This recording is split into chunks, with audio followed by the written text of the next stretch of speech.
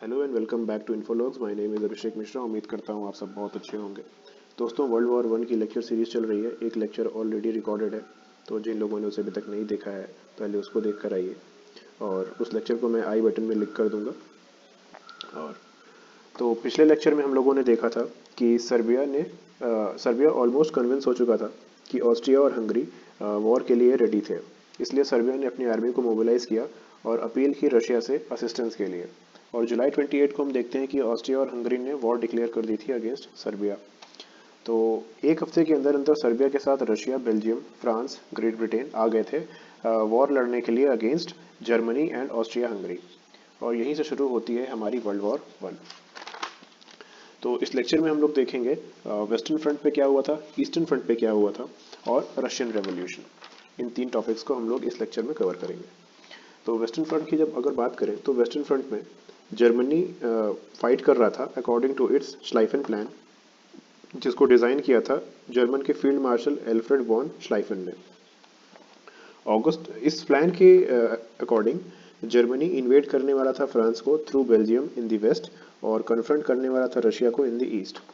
अगस्त 4 को हम देखते हैं कि जर्मनी की आर्मी बेल्जियम के अंदर इन्वेड कर चुकी है, और इन्वेड करने से लेकर अगस्त 15 तक 11 दिन के अंदर अंदर जर्मनी की आर्मी ने सिटी ऑफ लीग, बेल्जियम की एक सिटी है लीग, उसको कैप्चर कर लिया था।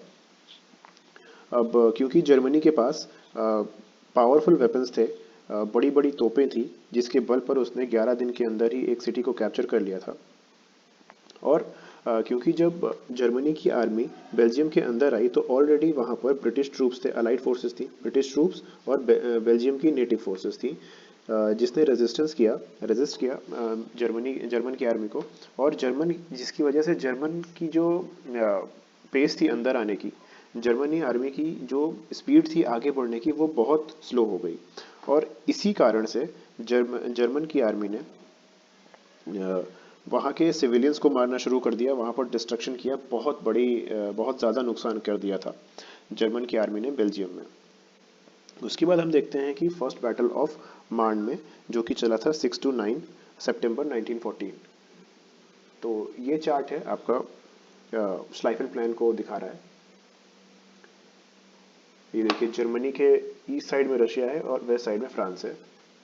तो अब देखते हैं फर्स्ट बैटल ऑफ मार्न में क्या हुआ था। तो फर्स्ट बैटल ऑफ मार्न 6 सितंबर टू 9 सितंबर चली थी 1914 में, जिसमें फ्रेंच और ब्रिटिश फोर्सेस ने कन्फ्रंट किया था जर्मन की आर्मी को, जो कि ऑलरेडी पेरिस के 50 किलोमीटर अंदर आ चुकी थी। तब यहाँ पर अलाइड ट्रूप्स ने जर्मन आर्मी को चेक किया और एक सक्सेसफुल काउंटर अटैक लॉन्च किया, जिसकी वजह से जर्मन आर्मी को आइन नदी के पीछे ढकेल दिया था। ये देखिए, थर्ड रेड लाइन को देखिए, आइन नदी आपको दिख जाएगी। तो ये है आइन नदी। उसके बाद जर्मन्स को ये समझ में आ गया था कि उनका जो श्लाइफन प्लान है वो पूरी तरह से फेल हो चुका है। इस प्लान का फेल होने का सबसे बड़ा रीज़न ईस्टर्न फ्रंट से हो रहा था, ईस्टर्न फ्रंट पे था। क्योंकि ईस्टर्न फ्रंट पे अगर हम बात करें तो ईस्टर्न फ्रंट पे रशिया ने इन्वेड कर दिया था जर्मनी के दो सिटी को, ईस्ट प्रशिया और पोलैंड। और वहाँ पर कन्फ्रंटेशन चल रहा था टैननबर्ग में, और इसी को कहा जाता है बैटल ऑफ टैननबर्ग। ये लेट अगस्त 1914 में ये बैटल चल रही थी, और यहाँ पर जर्मनी की जीत होती है। लेकिन उस जीत के बावजूद रशिया के अटैक ने जर्मनी को वेस्टर्न फ्रंट से दो कॉर्प्स ईस्टर्न फ्रंट की ओर ले जाने को मजबूर कर दिया था, और जिसकी वजह से मार्न के बैटल में जर्मनी का और ज़्यादा नुकसान हो गया था। उसके बाद हम देखते हैं कि फ्रांस में ऑलरेडी अलाइड रेजिस्टेंस था, ब्रिटिश फोर्सेस पहले से फ्रांस में प्रेजेंट थी।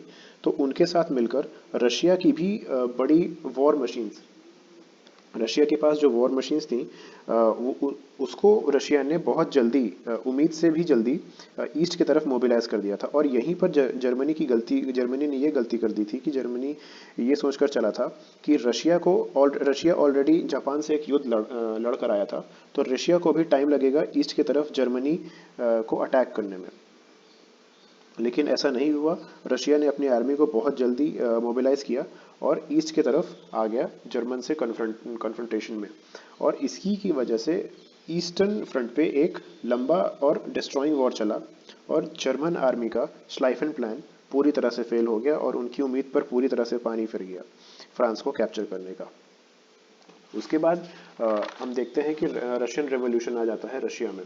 देखिए Russia already world war one से पहले ऑलरेडी जापान से एक वॉर हार चुका था और ईस्टर्न फ्रंट पे भी रशिया हार चुका था।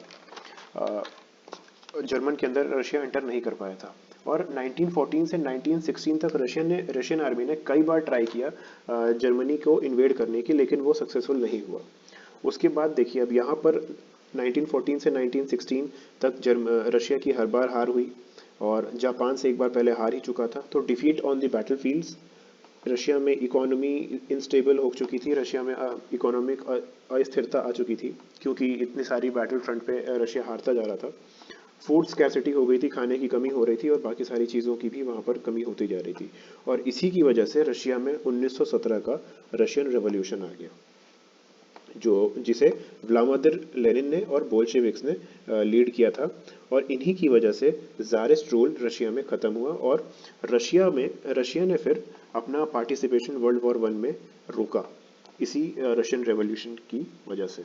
और उसके बाद हम देखते हैं कि रशिया ने एक एग्रीमेंट किया था जर्मनी के साथ to not engage in fight for a certain period of time in December 1917। और उसके बाद रशिया ने जब विड्रॉ कर लिया वर्ल्ड वॉर वन से, तो जर्मन जो है ईस्टर्न फ्रंट से पूरी तरह से फ्री हो गया। ईस्टर्न फ्रंट पर उसको कोई खतरा नहीं था रशिया से क्योंकि रशिया ऑलरेडी विड्रॉ कर चुका था। तो जर्मन ने अपनी सारी ट्रूप्स वेस्टर्न फ्रंट पे लगा दी फ्रांस की तरफ, फ्रांस को कैप्चर करने के लिए। तो ये था वीडियो दोस्तों आज के लिए। अगले लेक्चर में देखेंगे American participation in world war one. तो वीडियो अगर पसंद आया हो तो लाइक करें, शेयर करें और सब्सक्राइब करें। Thank you so much.